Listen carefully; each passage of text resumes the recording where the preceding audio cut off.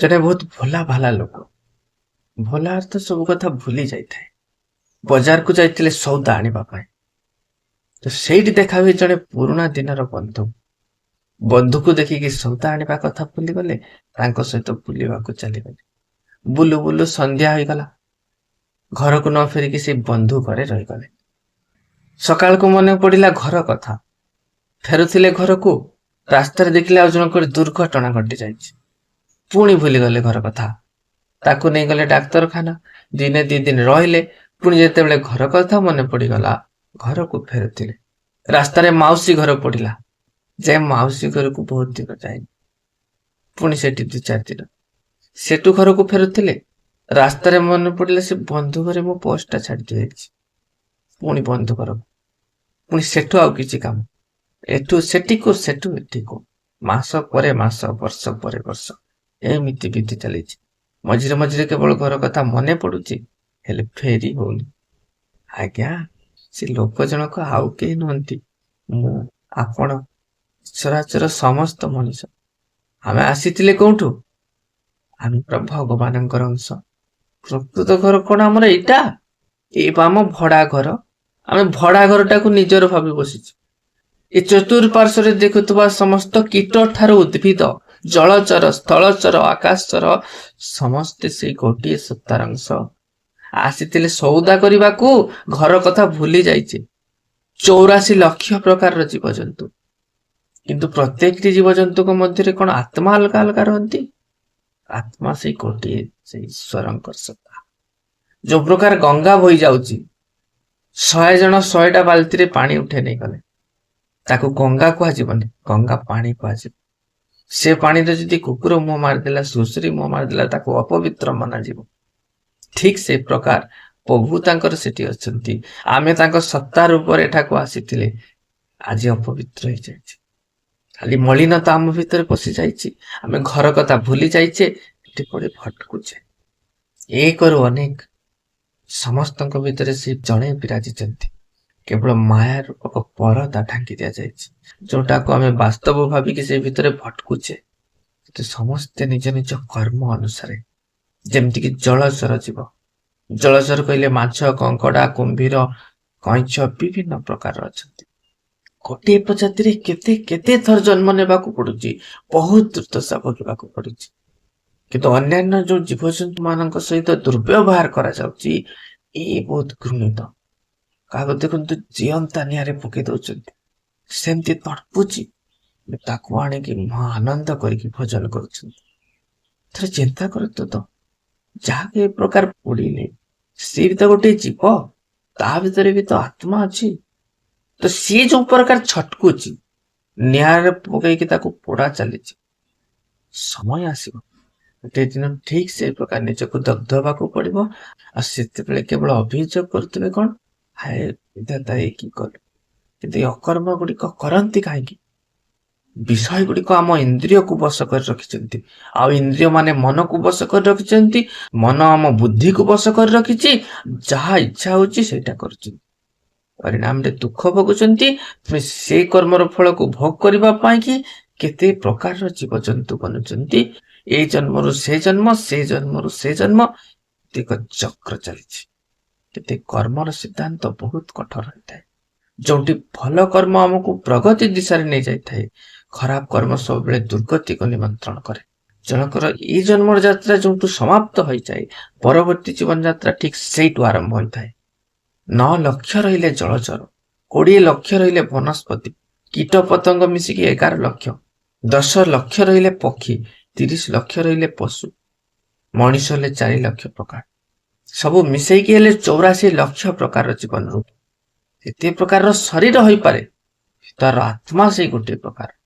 ଆତ୍ମା ଯେତେବେଳେ ଅଜ୍ଞାନତା ଅବସରରେ ନିଜ ବାସ୍ତବିକତାକୁ ଭୁଲିଯାଏ, ଅଜ୍ଞାନତା ଅବସରରେ କର୍ମ ବନ୍ଧନ ତିଆରି କରେ, ପ୍ରତ୍ୟେକଟି କର୍ମ ଗୋଟିଏ ଗୋଟିଏ ପ୍ରକାର ମଞ୍ଜି ସଦୃଶ ହେଇକି, ପ୍ରତ୍ୟେକଟି ମଞ୍ଜିରୁ ଯେତେବେଳେ ଫଳ ତିଆରି ହୁଏ, ଏଇ ଫଳ ଆମକୁ ନୂତନ ଜନ୍ମ ନିର୍ଦ୍ଧାର୍ଯ୍ୟ କରିଥାଏ। କିଏ କେବଳ ଖାଇବା ଶୋଇବାରେ ଲାଗି ରହୁଛନ୍ତି, ପରବର୍ତ୍ତୀ ଜୀବନ ପଶୁ ରୂପରେ ମିଳିବ। କିଏ କେବଳ ସୁଖର ସନ୍ଧାନ କରୁଛନ୍ତି, ଅଧୋଗତି ମିଳିବ। କିଏ ଯଦି ସତ୍ୟ ଆଉ ଜ୍ଞାନର ସନ୍ଧାନ କରୁଛନ୍ତି, ଆତ୍ମ ସନ୍ଧାନ କରୁଛନ୍ତି, ଧୀରେ ଧୀରେ ଉପରକୁ ଉଠିବେ। କିନ୍ତୁ ପ୍ରତ୍ୟେକଟି ଜୀବନରେ ଗୋଟିଏ ଅଭାବ ରହିଥାଏ, ତାହା ହେଉଛି ବିବେକ। ପଶୁ ଖାଇପାରିବ କିନ୍ତୁ ବୁଝି ପାରିନଥାଏ। ପକ୍ଷୀ ଆକାଶରେ ଉଡ଼ିପାରିବ କିନ୍ତୁ ସତ୍ୟର ସନ୍ଧାନ କରି ନପାରେ। ଗଛ ଜୀବିତ ରହିପାରେ କିନ୍ତୁ ଆତ୍ମାର ଜ୍ଞାନ ପାଇ ନପାରେ।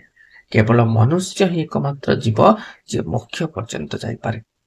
ଯେଉଁ ଆତ୍ମା ବିଲକୁଲ ଅଜ୍ଞାନତାରେ ବୁଡ଼ି ରହିଥାଏ, ନା ତାକୁ ନିଜର ଜ୍ଞାନ ରହିଥାଏ ନା ସଂସାରିକ ଜ୍ଞାନ, ଏ ଅବସ୍ଥାରେ ସେ ବନସ୍ପତି ଆଉ ଗଛଲତାର ଜୀବନ ପାଇଥାଏ, ଯୋଉଠିକି ଜୀବନ ରହିଛି କିନ୍ତୁ ଗତି ନାହିଁ, ଅନୁଭବ ରହିଛି କିନ୍ତୁ ଅଭିବ୍ୟକ୍ତି ନାହିଁ। ଆତ୍ମାଟି କେବଳ ସହିବା ଶିଖିଥାଏ। ଖରା, ବର୍ଷା, ଶୀତ ସବୁ ସହନ କରିଥାଏ। ଇଏ ହୋଇଥାଏ ଧୈର୍ଯ୍ୟର ପ୍ରଥମ ଚରଣ। ଧୀରେ ଧୀରେ କିଛି ଦିନ ଯେତେବେଳେ ଆଉ ଟିକେ ବିକଶିତ ହୁଏ, ଆତ୍ମାକୁ ମିଳିଥାଏ କୀଟ ପତଙ୍ଗ ଯେମିତି ଜୀବନ। ଏମାନଙ୍କ ଜୀବନ ବହୁତ ଛୋଟ କିନ୍ତୁ ସଂଘର୍ଷ ବହୁତ ବଡ ହୋଇଥାଏ। ପ୍ରତ୍ୟେକ ମୁହୂର୍ତ୍ତରେ ଡର। ଆତ୍ମା ଏଠି ଏକ ଜୀବିତ ରହିବାର କଳା ଶିଖିଥାଏ। ଆତ୍ମା ଯେତେବେଳେ ଆଉ ଟିକେ ବିକଶିତ ହୁଏ, ତାକୁ ମିଳିଥାଏ ପକ୍ଷୀ ଜୀବନ। ଆକାଶରେ ବିଚରଣ କରିବା, ଏ ସ୍ୱତନ୍ତ୍ରତାର ଅନୁଭବ କରିଥାଏ କିନ୍ତୁ ଜ୍ଞାନର ଅଭାବ ରହିଥାଏ। ପକ୍ଷୀ ଉଡ଼ିପାରେ କିନ୍ତୁ ଜାଣିପାରେନି କି ସେ କିଏ। ଆତ୍ମା ଯେତେବେଳେ ଆଉ ଟିକେ ବିକଶିତ ହୁଏ, ତାକୁ ପଶୁ ଜୀବନ ମିଳିଥାଏ। ପଶୁ ଜୀବନରେ ଭାବନା ରହିଥାଏ, ଭଲ ପାଇବା ରହିଥାଏ, କ୍ରୋଧ ରହିଥାଏ, କେବଳ ବିବେକ ନଥାଏ। ପଶୁ ଭଲ ପାଇଥାଏ, ବୁଝିପାରିଥାଏ କି ଭଲ ପାଇବା କଣ। ଆତ୍ମା ଯଦି କେବଳ ଭୋଗ, ହିଂସା ଏବଂ ଅଜ୍ଞାନତାରେ ଡୁବିକି ରୁହେ, ବାରମ୍ବାର ନିମ୍ନ ଜୀବ ରୂପରେ ଜନ୍ମ ହୁଏ। ଲୋଭ କଲେ ନୀଚ ଜୀବନ ମିଳେ, ହିଂସା କଲେ ପଶୁ ଜୀବନ ମିଳେ। ମନୁଷ୍ୟ ଜୀବନ କେବଳ ଅନୁଭବୀ ଆତ୍ମାକୁ ମିଳିଥାଏ। ଆଉ କେବଳ ମନୁଷ୍ୟ ହିଁ ଏକମାତ୍ର ପ୍ରାଣୀ ଯିଏ କେବଳ ମୋକ୍ଷ ଦ୍ଵାର ପର୍ଯ୍ୟନ୍ତ ଯାଇପାରେ। କାହିଁକିନା ଏଠି ବିବେକ ରହିଛି, ପସନ୍ଦ ନାପସନ୍ଦର ସ୍ୱାଧୀନତା ରହିଛି, ଜ୍ଞାନ ପ୍ରାପ୍ତି କରିବାର କ୍ଷମତା ରହିଛି। ଯଦି ମଣିଷ ପାଖରେ ବିବେକ ଶକ୍ତି ରହିଛି, କାହିଁକି ଭୁଲ କରିଥାଏ? ଏହାର କାରଣ ହୋଇଥାଏ ମନ। ମନ ହେଉଛି ଇନ୍ଦ୍ରିୟର ଦାସ। ବିଭିନ୍ନ ପ୍ରକାରର ଇଚ୍ଛା ଉତ୍ପନ୍ନ କରିଥାଏ, ଲୋଭ ଯୋଗାଇଥାଏ, ଅହଙ୍କାରକୁ ପୃଷ୍ଠତା ଦେଇଥାଏ। ମନ ହିଁ ସବୁଠୁ ବଡ ମିତ୍ର ହୋଇଥାଏ, ପୁଣି ମନ ହିଁ ସବୁଠୁ ବଡ ଶତ୍ରୁ ବନିଥାଏ। ମଣିଷ ଯେତେବେଳେ ନିଜ ବିବେକ କଥା ନ ମାନିକି ମନ କଥାରେ ଚାଲିଥାଏ, ତାଙ୍କ ଭିତରେ ଇଚ୍ଛା, ଆସକ୍ତି, ଲୋଭ, ଅହଙ୍କାର ଏବଂ ଅଜ୍ଞାନତାର ବାସ ହୋଇଥାଏ।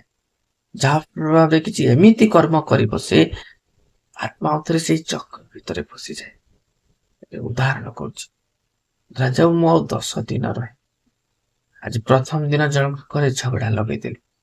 ପରଦିନ ଗୋଟେ ପକ୍ଷୀଟେ ଅଣ୍ଡା ଦେଇଥିଲା, ତାକୁ ଭାଙ୍ଗିଦେଲି। ଆର ଦିନ ଜଣଙ୍କର ଉପକାର କଲି। ଏ ପ୍ରକାର ଭଲ ଖରାପ କର୍ମ କରିଚାଲିଲି। କେତେ ନା ବାକି ଥିବା 10 ଦିନ। କିନ୍ତୁ ପୁରା ସେକେଣ୍ଡର ହିସାବ ସବୁ ଯୋଡାକି ରହିଲା। ଯେତେବେଳେ ଶରୀର ଛାଡି ଯାଉଛି, ଆତ୍ମା ଯେତେବେଳେ ଏଠୁ ବାହାରି ଯାଉଛି, ସବୁ ହିସାବ ଯୋଡା ହେଇଯାଉଛି। ପୁରା ଜୀବନରେ ସବୁ କଣ କଣ କରିଛି। ଧରାଯାଉ ଜୀବନ କାଳରେ ମୁଁ 100ଟି ମାଛ ମାରିଛି। ପ୍ରଥମେ କହିଲି ଆକୁ ମାଛ କରିଦିଅ। ଗଲି, ଯେଦିନ ରହିବା କଥା ରହିଲି। ସମୟ ପୁରିଲା, ମାଛ ଜୀବନକୁ ଯେତେବେଳେ ଛାଡିଲି, ସ୍ତ୍ରୀଲୋକ ଆଉ କେତେ, ଆହୁରି 99 ଯା ପୁଣି ମାଛ ହେଇଯା। ଏଇ ପ୍ରକାର ପୁରା ଜୀବନ ଚକ୍ର ଚାଲିଛି। ଥରେ ମଣିଷ ଜୀବନର କର୍ମକୁ ମିଟେଇବା ପାଇଁ କେତେ ହଜାର, କେତେ ଲକ୍ଷ ଥର ଏମିତି ଜୀବଜନ୍ତୁ ବନିକି ଆସିବାକୁ ପଡୁଛି। ଏମିତି ଯାଇ ଆସେ କି ଦେଖାଯାଉଛି ଆଉ ପାପ ରହିଛି 50, ପୁଣ୍ୟ ରହିଛି 60। ଠିକ ଅଛି, ପାପ ପୁଣ୍ୟ ଦିଟା ମିଶେଇକି ତାକୁ ମଣିଷ କରିଦିଏ। ପୁଣି ମଣିଷ ହେଇକି ଆସିଲେ, ଏଠି ଯଦି ଭଗବତ ମାର୍ଗରେ ଯାଇପାରିଲେ, ଉଦ୍ଧାର ପାଇପାରିଲେ ଅଲଗା କଥା। ନହେଲେ ପୁଣି ଯଦି କର୍ମବନ୍ଧନ ତିଆରି କଲେ, ପୁଣି ସେଇ 84 ଲକ୍ଷ। ଏଇ ପ୍ରକାର ଆମେ ଯାଉଛେ ଆସୁଛେ। ଏମିତି ସେ ଭୋଲା ଲୋକଙ୍କ କଥା କହୁଥିଲି, ସଉଦା ଆଣିବାକୁ ଯାଇଥିଲି। କିନ୍ତୁ ଏ କେ ପର୍ଯ୍ୟନ୍ତ ଚାଲିଥିବ, ଯେ ପର୍ଯ୍ୟନ୍ତ ଆମ ଘର କଥା ମନେ ନ ପଡୁଛି। ଘର ଅର୍ଥାତ୍ ଆମ ପ୍ରକୃତ ଘର ବା ଭଗବାନଙ୍କ ସ୍ଥାନ। ସମସ୍ତେ ତ ଆସିଛେ ସେଇଠୁ। ଏଠି କର୍ମ ରୂପକ ଚକ୍ରବ୍ୟୂହ ଭିତରେ ଫସି ଯାଇଛି। ଗୋଟିଏ କାମ ନ ଶୁଣୁ ଆଉ ଗୋଟିଏ କାମ ମନେ ପଡି ଯାଉଛି। ଏ ଭିତରେ ଆମ ନିଜ ଠିକଣା ଭୁଲି ଯାଇଛି। ଯୋଉଦିନ ନିଜ ଠିକଣା ମନେ ପଡିଯିବ, ସାଂସାରିକ ଚିନ୍ତନ ଛାଡିକି ପ୍ରଭୁ ଚିନ୍ତନରେ ମନ ଲାଗିଯିବ, ସଂସାର ଭିତରେ ରହିଥିବା କିନ୍ତୁ ମନ ପ୍ରଭୁଙ୍କ ଠାରେ ଲାଗିଥିବ, ଏତିକି ବେଳେ ନାମ ଜପ କରିବାକୁ ଇଚ୍ଛା ହବ। ନାମ ଜପର ଅର୍ଥ ସ୍ମରଣ କରିବା ବା ଡାକିବା। ଯେତେବେଳେ ଚକ୍ରବ୍ୟୂହ ଭିତରୁ ବାହାରିବାକୁ ଚାହୁଁଛନ୍ତି, କାମ କରିକି ବି ନିଜ ଭିତରେ ଭଗବତ ନାମ ସ୍ମରଣ କରୁଛନ୍ତି, ପ୍ରାଣୀ ସମସ୍ତ କର୍ମ ବନ୍ଧନରୁ ମୁକ୍ତି ପାଇଯିବେ, ପ୍ରକୃତ ଘରକୁ ଫେରିବାର ମାର୍ଗ ପ୍ରଶସ୍ତ ହେଇଯିବ। ମନୁଷ୍ୟଙ୍କର ସବୁଠୁ ଅଧିକ ଯୁଦ୍ଧ କୋଉ ବାହାରେ ହୋଇନଥାଏ, ଭିତରେ ହୋଇଥାଏ। ଆତ୍ମା ଏବଂ ମନ ଭିତରେ, ସତ୍ୟ ଏବଂ ଭ୍ରମ ଭିତରେ, ବିବେକ ଏବଂ ଇଚ୍ଛା ଭିତରେ। ଏଇ ଯୁଦ୍ଧକୁ ଯିଏ ଜିତିଗଲେ ସେ ବନ୍ଧନରୁ ମୁକ୍ତ ହେଇଗଲେ।